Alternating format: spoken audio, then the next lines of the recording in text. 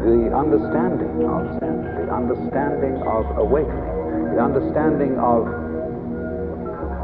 well, we'll call it mystical experience. It's one of the most dangerous things in the world. And for a person who cannot contain it, it's like putting 1,000,000 volts through your electric shaver. You blow your mind and it stays blown. Now, if you go off in that way, that is what would be called in Buddhism a Pratyeka Buddha, private Buddha. He's one who goes off into the transcendental world and is never seen again. And he's made a mistake from the standpoint of Buddhism, because from the standpoint of Buddhism there is no fundamental difference between the transcendental world and this everyday world. The Bodhisattva, you see, who doesn't go off into a nirvana and stay there forever and ever, but comes back and lives ordinary everyday life to help other beings to see through it too. He doesn't come back because he feels he has some sort of solemn duty to help mankind and all that kind of pious cant. He comes back because he sees the two worlds are the same. He sees all other beings as Buddhas. He sees them, to use a phrase of G.K. Chesterton's, but now a great thing in the street seems any human nod, where move in strange democracy the 1,000,000 masks of God. And it's fantastic to look at people and see that they really, deep down, are enlightened. They're it. Their faces are divine. They look at you and say, "Oh no, but I'm not divine. I'm just ordinary little me."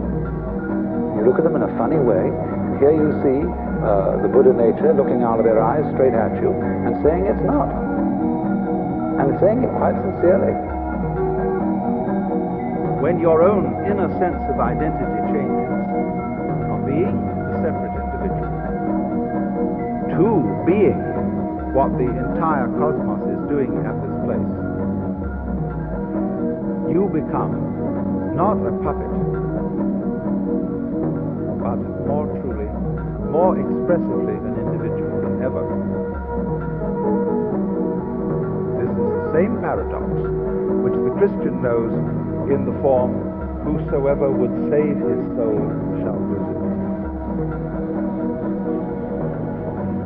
Now, I think that this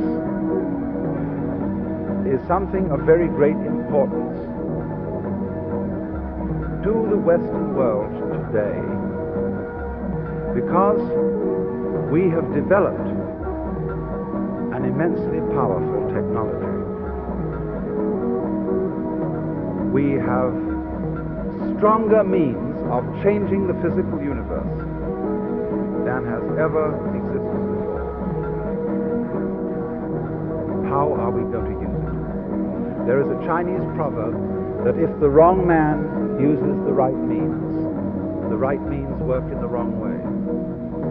Let us assume that our technological knowledge is the right means. What kind of people are going to use this knowledge? Are they going to be people who hate nature and feel alienated from it? Or people who love the physical world and feel that the physical world is their own personal body? But you see, this whole attitude of using technology as a method of fighting the world will succeed only in destroying the world.